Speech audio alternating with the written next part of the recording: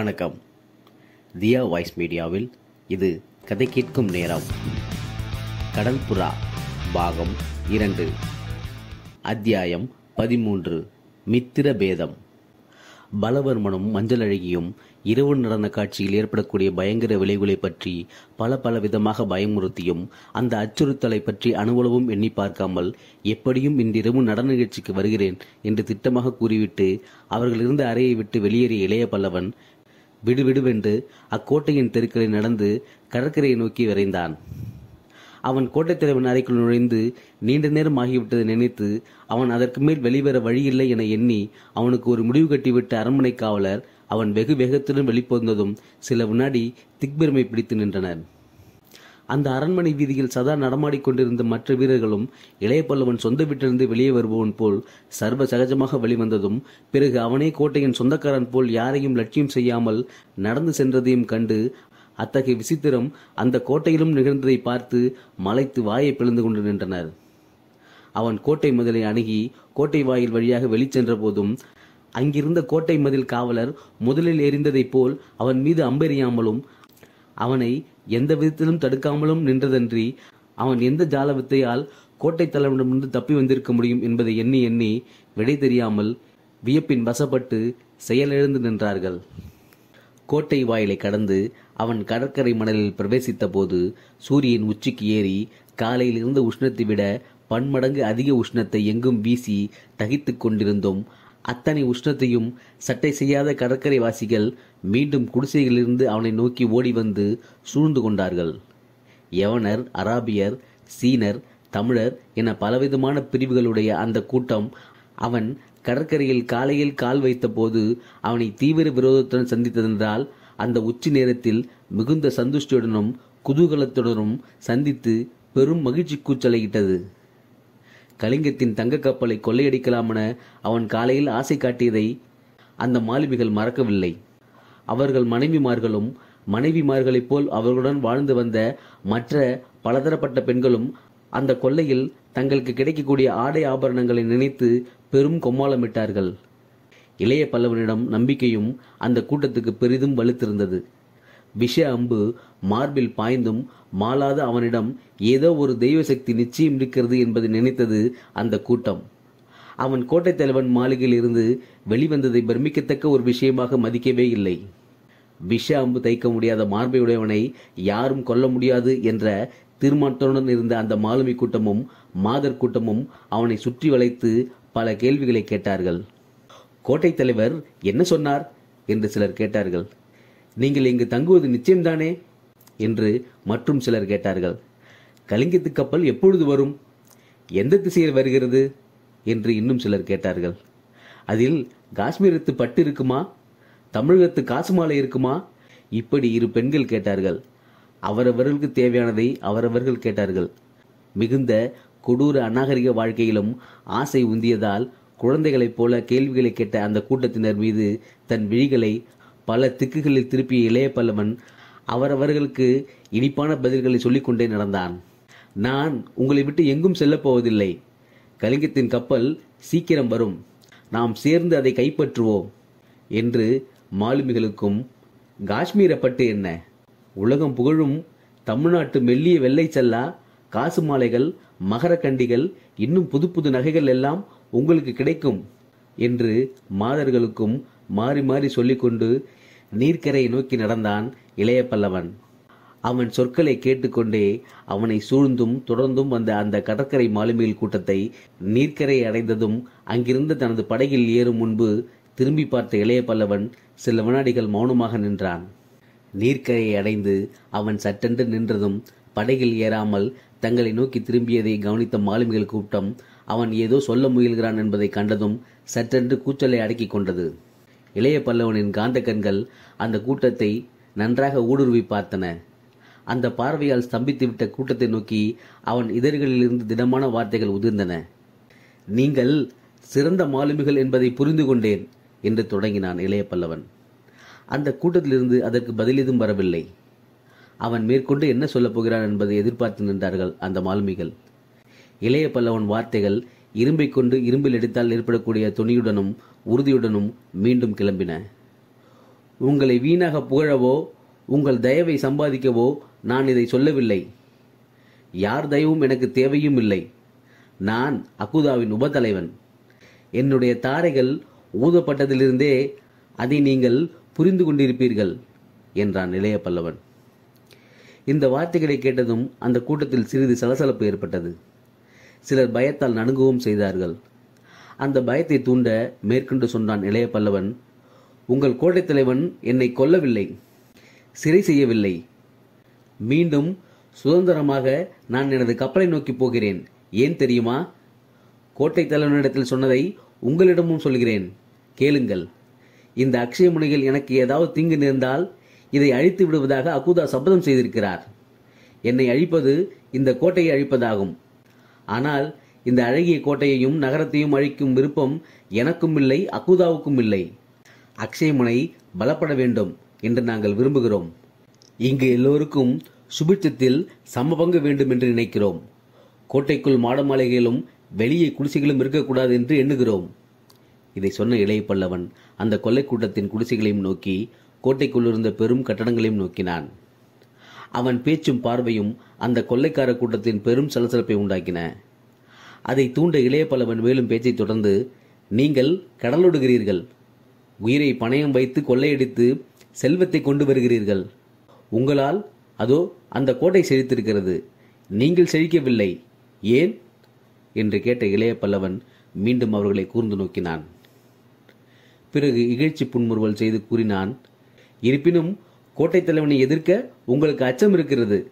காரணம், பல தந்திரங்களால் அவன் உங்கள் பணத்தை பறித்து விடுகிறான், உங்கள் வீர தலைவர்களை அப்புறப்படுத்தி விடுகிறான். அந்த பயத்தை நீக்கவும் இந்த அநீதியை தவிர்க்கவும் நான் இங்கு தங்க தீர்மானித்திருக்கிறேன். கோட்டைக்குள் அல்ல, உங்கள் குடிசைகளுக்கு நடுவில் எனது குடிலும் அமையும். இனி நாம் சகோதரர், ஆபத்திலும் சம்பத்திலும் கஷ்டத்திலும் நஷ்டத்திலும் சகோதரர் என்று பெரும் உணர்ச்சியுடன் கூவிய இளைய பல்லவன் தன் கரத்தை உயரத் தூக்கினான். அதே கணத்தில் அந்த மாலுமிகள், அவர்கள் துணைவிகள் அத்தனை பேர் கரங்களும் உயர்ந்தன. ஆம் ஆம், சகோதரர் சகோதரர் என்று பலவித கூச்சல்கள் வானை பிளந்தன. அத்துடன் படகில் ஏற முற்பட்ட இளைய பல்லவன் கடைசியாக அவர்களை நோக்கி சொன்னான், இரவு நடன நிகழ்ச்சிக்கு நானும் வருகிறேன் என்று. இதை கேட்டதும் அந்த கூட்டத்தில் சற்றென்று கூச்சல் நின்றது. நிசப்தம் நிலவியது.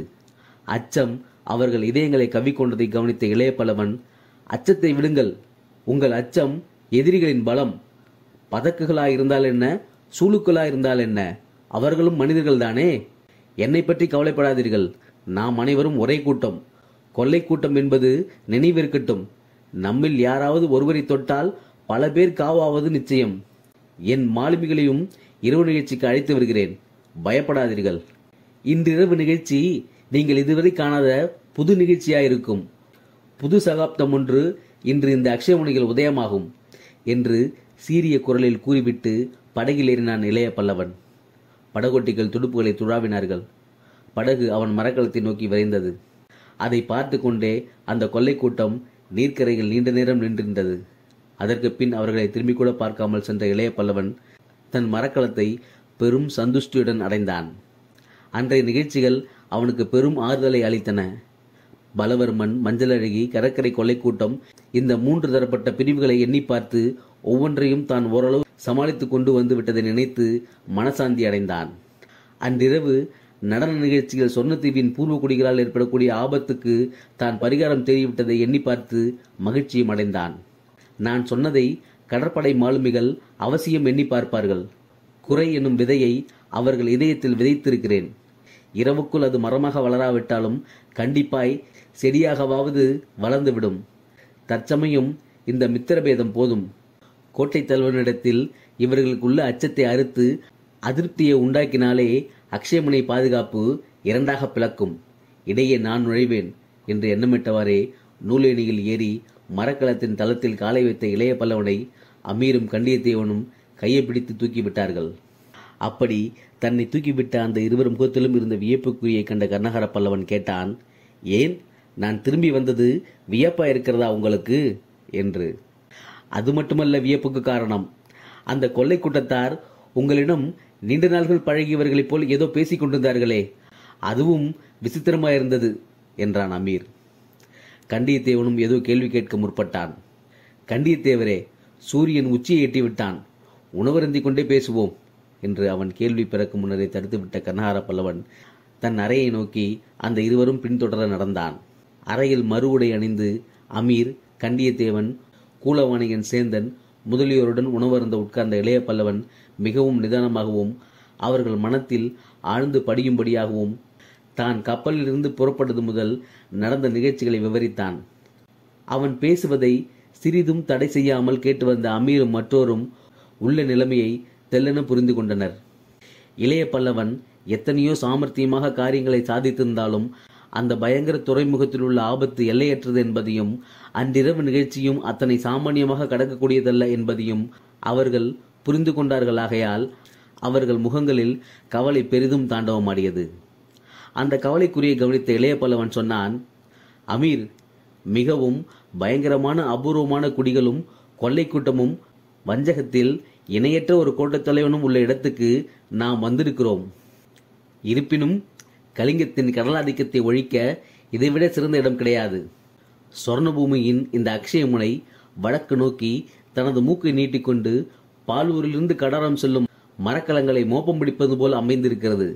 இது ஒன்றுதான் நமது லட்சியத்துக்கு தகுந்த தலம். ஆகவே இங்குள்ள ஆபத்தை நாம் சமாளித்துதான் ஆக வேண்டும். சரியான ராஜதந்திரத்தாலும் வீரத்தாலும் ஆகாத காரியங்கள் உலகில் எதுவும் கிடையாது. இதை நினைப்பில் வைத்துக் கொள்ளுங்கள். இங்கு பலவர்மன் ஆதிக்கம் ஒழிந்து என் ஆதிக்கம் நிலைக்கு வழிவகுக்கும் பொறுப்பை எனக்கு விட்டுவிடுங்கள். அமீர் பதிலேதும் சொல்லவில்லை. கண்டியத்தேவன் மட்டும் சொன்னான், எப்படியும் நாம் இங்கு தங்கித்தான் ஆக வேண்டும். நமது மரக்கலம் மீண்டும் கடலில் நீண்ட தூரம் பயணம் செய்ய முடியாது. அதை பழுது பார்க்க அவசியம் இருக்கிறது என்று. அக்ஷயமுனையில் தங்குவதற்கு அமீருக்கு ஏதாவது ஆட்சேபனை இருந்தால் அது கண்டியத்தேவன் பேச்சுடன் நின்றுவிட்டது. ஆகவே அடுத்து செய்ய வேண்டியது என்னவென்பதை அறிய அவன் கருணாகரனை நோக்கி தன் பெருவிழிகளை திருப்பினான். கருணாகர பல்லவனின் கட்டளைகள் திட்டமாயிருந்தன. சேந்தா, நமது பொக்கிஷ பெட்டிகளில் நகைகளும் சிறந்த குருவாள்களும் வேறு ஆயுதங்களும் எத்தனை இருக்கும் என்று வினவினான் இளைய பல்லவன் தன் கட்டளை இடும் முன்பு. பாலித்தீவில் தங்களுக்கு கிடைத்த பொக்கிஷத்தை தவிர அவ்வப்பொழுது அக்குதா கொடுத்ததை 2000 பேருக்கு வழங்கலாம். 4 பெட்டி நகைகள் இருக்கின்றன. 2 பெட்டி பட்டாடைகள், 2 பெட்டி விலை உயர்ந்த ஆயுதங்கள் இருக்கின்றன. எல்லாம் பல லட்சம் பொற்காசுகள் பெறும் என்றான் கூலவாணிகன் சேந்தன். அவற்றில் 1 பெட்டி நகைகளையும் 1 பெட்டி பட்டாடைகளையும் கரைக்கு கொண்டு சென்று கொள்ளை கூட்டத்தாருடன் இருக்கும் பெண்களுக்கு வழங்கிவிடு. அமீரையும் அழைத்து போ. தகுதிக்கு தக்கபடி ஆபரணங்களை கொடு. கொள்ளை தலைவர்களுக்கு குருவாள்களை பரிசாக அளி. இரவு நாட்டியத்தின் போது அவர்கள் அழகு என் கண்களை பறிக்க வேண்டும் என்று பெண்களிடம் சொல் என்று உத்தரவிட்டான் கர்ணாகர பல்லவன். அமீரும் சேந்தனும் ஒருவரை ஒருவர் பார்த்து கொண்டார்கள். உணவை முடித்துக் கொண்ட இளைய பல்லவன் அவர்கள் யாரையும் கவனிக்காமல் எழுந்து அறையை விட்டு தளத்துக்கு சென்றான். அமீரும் சேந்தனும் ஏதோ ஆழ்ந்த யோசனையுடன் இளைய பல்லவன் நடந்து கொள்கிறான் என்பதை மட்டும் புரிந்து கொண்டார்களே ஒழிய அது என்னவா இருக்கக்கூடும் என்பதை மட்டும் அறிய அவர்களால் முடியவில்லை. ஆகவே சொன்னபடி உத்தரவை நிறைவேற்றுவதில் முனைந்தார்கள். அடுத்த சில நாழிகைகளுக்கெல்லாம் பெரும் மரப்பெட்டிகள் 2 கப்பலிலிருந்து படகில் இறக்கப்பட்டு கரையை நோக்கி விரைந்தன. மீண்டும் படகு வருவதை கவனித்ததும் ஆரவாரத்துடன் ஓடி வந்த கொள்ளைக்கூட்ட ஆண்களும் பெண்களும் அமீரும் சேந்தனும் வழங்கிய பரிசுகளை பெற்று நானாவிதமாக மகிழ்ச்சி கூச்சலிட்டனர். கப்பலின் தளத்தில் நின்று தங்களை கவனித்துக் கொண்டிருந்த இளைய பல்லவனை நோக்கி கைகளை ஆட்டி கூச்சலிட்டு நன்றி தெரிவித்தனர். பட்டாடைகளை சிலர் விசிறி ஆகாயத்தில் எறிந்து பிடித்தார்கள். சில அழகிகள் முத்து மாலைகளை கொண்டையில் வைத்து அழகு பார்த்தார்கள். கடற்கரையில் சூரியனின் மிதமிஞ்சிய வெப்பத்திலும் மகிழ்ச்சி வெள்ளம் கரைபுரண்டு ஓடிக்கொண்டிருந்தது. அதை கண்டு புன்முறுவல் செய்த இளைய பல்லவன் மிகுந்த திருப்தியுடன் தன் அறைக்கு மீண்டான். மீண்டவன் பஞ்சனையில் படுத்து நன்றாக உறங்கினான். அதிக களைப்பால் நீண்ட நேரம் உறங்கிவிட்ட அந்த தமிழக படைத்தலைவன் மஞ்சள் வெயில் அடிக்கத் தொடங்கிய சமயத்திலேயே கண்விழித்து மறுபடியும் தளத்துக்கு வந்து கடற்கரையை நோக்கினான். நோக்கியவன் நோக்கிக் கொண்டே நின்றான். கண்களை இருமுறை கசக்கி பார்த்தான். கடற்கரை பழைய கடற்கரையாய் இல்லை. அங்கிருந்த குடிசைகள் மாயமாய் மறைந்துவிட்டன. இருப்பது அக்ஷயமுனையே அல்லவென்று தோன்றியது அவனுக்கு. பிரமிப்பு அவன் முகத்தில் மேலும் மேலும் படர்ந்தது.